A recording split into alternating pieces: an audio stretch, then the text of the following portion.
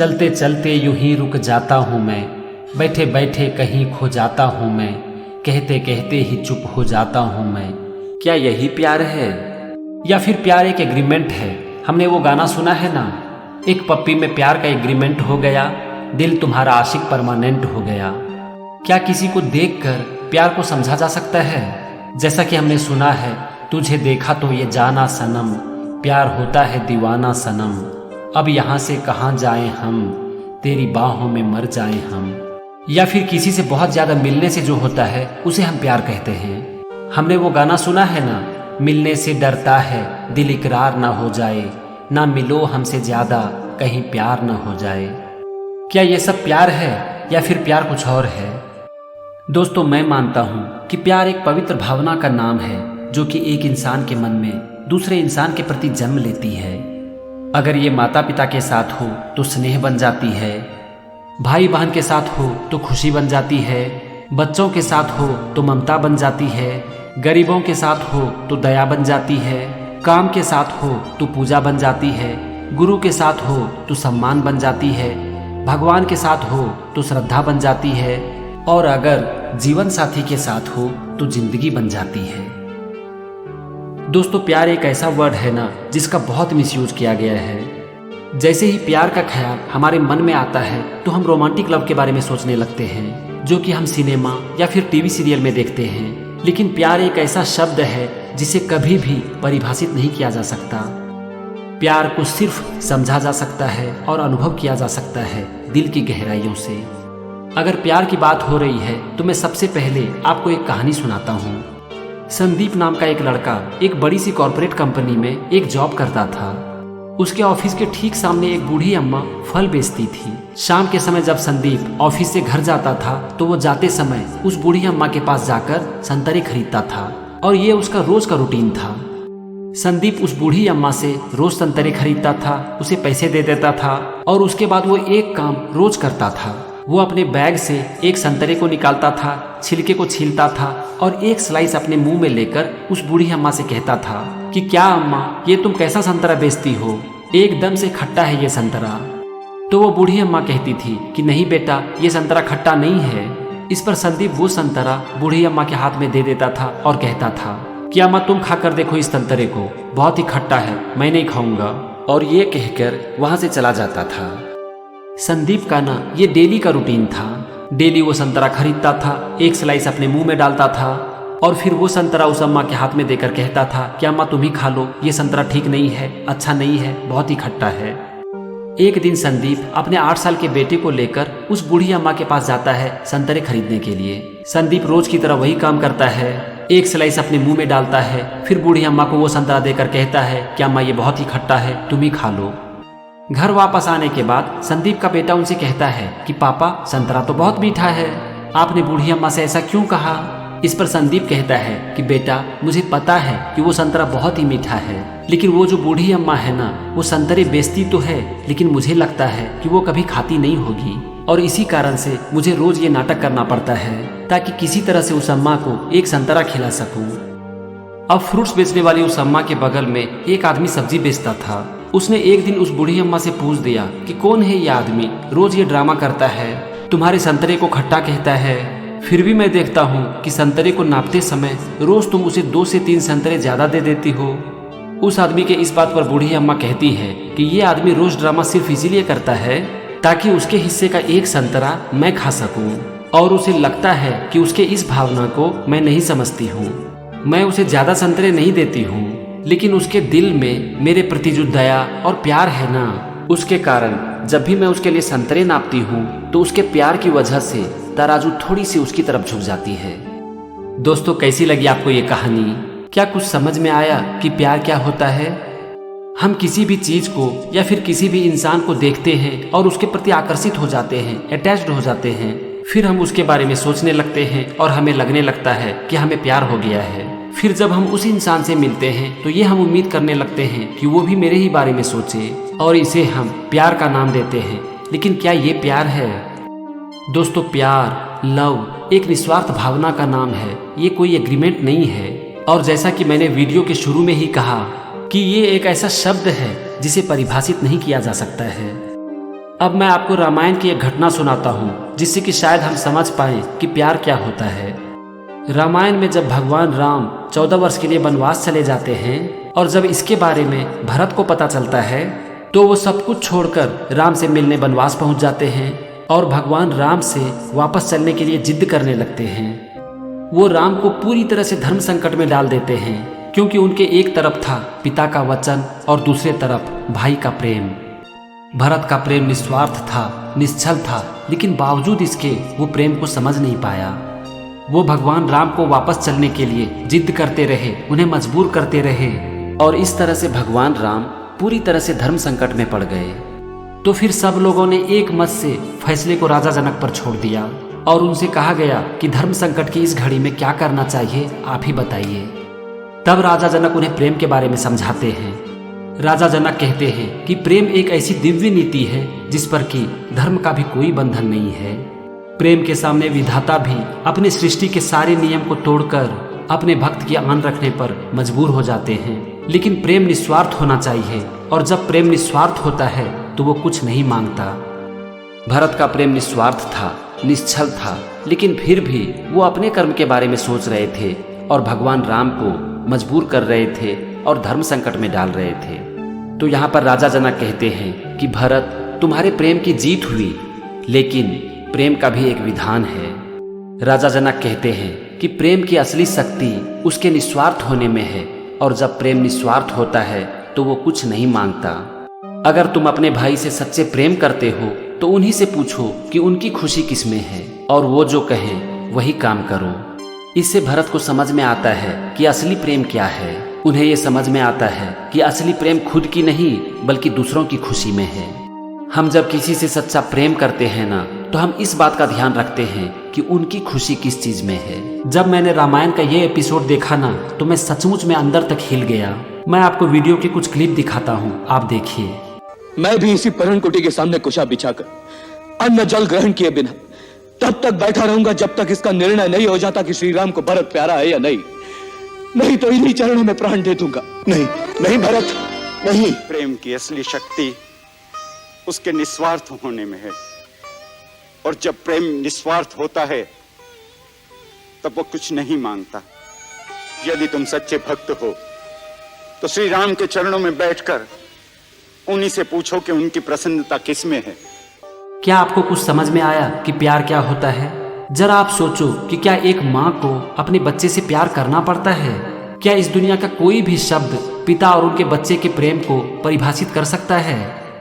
जब एक माता पिता अपने बच्चे से प्रेम करते हैं तो क्या वो इसीलिए करते हैं क्योंकि उन्हें अपने बच्चे से कुछ न कुछ चाहिए? दोस्तों, कहा जाता है कि इस दुनिया में दो ही इंसान हैं जो कि आपको खुद से आगे देखना चाहते हैं। एक तो है गुरु। एक गुरु को सबसे ज्यादा खुशी तब मिलती है जबकि उनका शिष्य उनसे भी आगे निकल जाता है और इसीलिए गुरु को ना भगवान से भी ऊपर का दर्जा दिया गया है। कबीर दास कहते हैं, गुरु गोविंद दोऊ खड़े काको लागू पाए, बलिहारी गुरु आपने गोविंद दियो बताए। आपको पता है कि इसमें क्या कहा जा रहा है? इसमें कहा जा रहा है कि अगर गुरु और भगवान दोनों आपके सामने आकर खड़े हो जाएं, तो सबसे पहले आप किनके पैर छुओगे? आपको क्या लगता है कि पहले किनके पैर छूने चाहिए? इसमें कहा गया है कि पहले हमें गुरु के पैर छूने चाहिए क्योंकि भगवान तक पहुंचने का रास्ता हमें गुरु ने ही दिखाया। अब देखो, आपके गुरु कोई भी हो सकते हैं। आपके स्कूल के शिक्षक हो सकते हैं, आपके माता पिता हो सकते हैं, आपके भाई बहन हो सकते हैं या फिर कोई भी हो सकते हैं। कोई भी इंसान जो कि आपको सही रास्ता दिखाए वो आपके लिए गुरु हैं। और जब एक गुरु अपने शिष्य को शिक्षा देते हैं तो वो बदले में कुछ नहीं मांगते। इसी तरह महाभारत में गुरु द्रोणाचार्य ने जितना अर्जुन को दिया उतना अपने पुत्र अश्वत्थामा को भी नहीं दिया, क्योंकि अर्जुन का गुरु के प्रति प्रेम और द्रोणाचार्य का अपने शिष्य के प्रति प्रेम निस्वार्थ था और निश्चल था। यहाँ पर भी मैं आपको कुछ वीडियो क्लिप दिखाता हूँ। आंगन पर तुमसे अधिक अधिकार किसी का नहीं है, परंतु गुरुकुल में उसका अधिकार अधिक होगा जो सबसे अच्छा शिष्य होगा। और तुम्हारी पहचान क्या है अर्जुन? मेरी केवल एक ही पहचान है गुरुदेव, कि मैं आपका शिष्य हूँ। ये तो हुआ गुरु की बात। अब वो दूसरा इंसान कौन है जो कि आपको खुद से आगे देखना चाहते हैं? वो खुद से ज्यादा आपके बारे में सोचते हैं। वो दूसरा इंसान है आपके पिता, जिसे कि आप पापा कह के बुलाते हो। उनका प्रेम आपके प्रति बिल्कुल निस्वार्थ होता है, निश्चल होता है। उस प्रेम को आप परिभाषित नहीं कर सकते। आप चलते चलते रुक भी नहीं सकते, बैठे बैठे खो भी नहीं सकते, और कहते कहते आप चुप भी नहीं हो सकते। लेकिन हाँ, आप ये जरूर कह सकते हो कि यही प्यार है। जब एक इंसान किसी दूसरे इंसान से प्यार करता है तो वो खुद से ज्यादा दूसरों के बारे में सोचता है, और वो भी बिना किसी स्वार्थ के, क्योंकि उन्हें बदले में कुछ नहीं चाहिए। आपने हम दिल दे चुके सनम मूवी देखी है? उसकी कुछ क्लिप मुझे अच्छी लगी जो कि प्यार के बारे में कहता है। आप इसे देखिए। प्यार खुद गर्ज नहीं, प्यार अपनी खुशी में नहीं, बल्कि जिन्हें तुम प्यार करते हो उनकी खुशी में है। चाहने और हासिल करने में बहुत फर्क है। प्यार सिर्फ हासिल करना नहीं, प्यार देने का नाम है। प्यार, प्यार। अब शायद मैं भी समझने लगी हूं कि प्यार क्या होता है। ये तो हुआ इंसान के बारे में कि जब हम किसी से प्यार करते हैं, चाहे वो कोई भी हो, हमारे माता पिता, भाई बहन, हमारे बच्चे, गुरु या फिर कोई भी हो, तो हम खुद से ज्यादा उनके बारे में सोचते हैं, और वो भी बिना किसी स्वार्थ के। ठीक इसी तरह से होता है जब हम अपने काम से प्रेम करते हैं। जब हमें अपने काम से प्रेम हो जाता है तो फिर हम फल की इच्छा छोड़ देते हैं। हमें हमारे काम का फल मिलता है, नहीं मिलता है, ज्यादा मिलता है, कम मिलता है, इसका हमारे काम के ऊपर कुछ असर नहीं पड़ता, क्योंकि हम अपने उस काम को जिससे कि हम प्यार करते हैं सिर्फ इसीलिए करते हैं क्योंकि हमें अपने काम से प्यार हो जाता है और वो हमें करना बहुत अच्छा लगता है। जब हम उस काम को करते हैं तो फिर हम काम के साथ एक हो जाते हैं। फिर मिनट, घंटा, दिन और वर्ष कैसे बीत जाता है हमें पता तक नहीं चलता। और जब हम अपने काम से प्रेम करते हैं ना, तो हम अपने काम के साथ एक हो जाते हैं। जब हम एक इंसान से प्रेम करते हैं तो फिर हम उसके साथ एक हो जाते हैं। ठीक इसी तरह जब हमें अपने काम से प्रेम होता है तो फिर हम काम के साथ भी एक हो जाते हैं। इसीलिए गीता का ज्ञान देते समय भगवान श्री कृष्ण अर्जुन से कहते हैं कि हे अर्जुन, कर्म करो और कर्म फल की चिंता ना करो। कर्मण्येवाधिकारस्ते मां फलेषु कदाचन मां कर्म फल हेतुर्भू माते संगोस्त्व कर्मणि।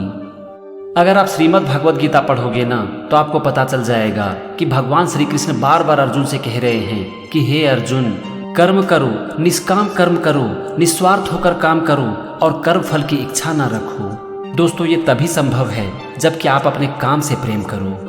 जब आप अपने काम से प्रेम करते हो तो उसका फल आपको मिलता है, नहीं मिलता है, ज्यादा मिलता है, कम मिलता है, इसका आपके ऊपर कोई फर्क नहीं पड़ता। आप काम इसीलिए कर रहे हो क्योंकि आप अपने काम से बहुत प्रेम करते हो, और जब आप अपने काम से प्रेम करते हो तो फल की इच्छा पूरी तरह से खत्म हो जाती है। आप इस वीडियो क्लिप को देखो। कर्म तो अपने आप ही में पुण्य है, पवित्र है और समाज के लिए कल्याणकारी भी है। इसलिए हे पार्थ, निष्काम कर्म के मार्ग पर चलो, केवल कर्म करो और कर्म फल की इच्छा न करो। जब हम वो काम कर रहे होते हैं जिससे कि हम बहुत प्रेम करते हैं तो हम अपने काम में इतना लीन हो जाते हैं कि उस समय हमारे आसपास क्या हो रहा होता है हमें पता तक नहीं चलता, क्योंकि हम अपने काम में पूरी तरह से खो जाते हैं। जब एक डांसर का बेस्ट परफॉर्मेंस होता है तब जाकर आप उनसे पूछो उनके परफॉर्मेंस के बारे में। आप एक बार उनसे पूछो कि आप अपने बेस्ट परफॉर्मेंस के बारे में क्या कहेंगे। मुझे पूरा यकीन है कि वो आपको यही कहेंगे कि मेरा बेस्ट परफॉर्मेंस तभी होता है जब मैं खुद को भूल जाती हूँ। वो यही कहेंगे कि लोगों को मेरी डांस में तो मजा आता है लेकिन मुझे नहीं आता। एक डांसर का सबसे अच्छा परफॉर्मेंस तभी होता है जबकि डांसर और डांस एक हो जाए। दोस्तों, जब आप अपने काम से प्रेम करते हो ना तो फिर आप पेन और प्लेजर दोनों को भूल जाते हो। अगर आप स्पोर्ट्स देखते होंगे तो आपको पता ही होगा कि खेलते समय कितनी बार लोग घायल हो जाते हैं, लेकिन क्या उससे लोग अपने खेल को छोड़ देते हैं? जो कि टॉप लेवल के स्विमर होते हैं उन्हें दिन भर में 10 से 12 घंटा पानी में रहना पड़ता है। इसी तरह खिलाड़ी को घंटों तक प्रैक्टिस करनी पड़ती है, जिम जाना पड़ता है। तो क्या उसमें दर्द नहीं होता? बहुत दर्द होता है दोस्त, लेकिन बावजूद इसके वो अपने काम को करते हैं और पूरे जी जान से करते हैं। क्यों ऐसा कैसे हो पाता है? इसका सिर्फ एक कारण है कि वो अपने काम से बहुत प्रेम करते हैं। और जब आप अपने काम से प्रेम करते हो तो फिर आप पेन और प्लेजर के अंतर को ही भूल जाते हो। ये है प्यार, सच्चा प्यार, प्रेम। प्रेम वर्ड कहाँ से आता है पता है? ये आता है परम से, और परम का मतलब होता है हाईएस्ट, सबसे ऊपर, यानी कि उससे ऊपर और कुछ भी नहीं है, क्योंकि उसके ऊपर कुछ हो ही नहीं सकता। क्या हम लाइट को देख सकते हैं? नहीं देख सकते हैं। लाइट का अनुभव हम तभी कर सकते हैं जब उसके सामने कोई चीज हो, वो उसके ऊपर पड़े और उस चीज को रोशन कर दे। यानी कि लाइट दूसरों की जिंदगी को रोशन करने के लिए ही बनी है, और उसके अस्तित्व को हम तभी पहचान पाते हैं जब वो किसी भी चीज को रोशन करे। दूसरों के बिना लाइट का अपना कोई अस्तित्व नहीं है। दोस्तों, ठीक इसी तरह हमारी जिंदगी में भी तब प्यार का प्रकाश आता है जब हम दूसरों से प्रेम करते हैं, उसे अपना समझते हैं, उसकी मदद करते हैं, उसकी जिंदगी को रोशन करते हैं और उसके साथ हम एक हो जाते हैं। फिर वहां पर सब कुछ खत्म हो जाता है और बच जाता है सिर्फ प्यार, सच्चा प्यार, निस्वार्थ प्रेम। इससे ज्यादा मैं प्यार के बारे में नहीं बता सकता, क्योंकि इस दुनिया का कोई भी शब्द प्यार को परिभाषित नहीं कर सकता। प्यार को सिर्फ समझा जा सकता है दिल की गहराइयों से।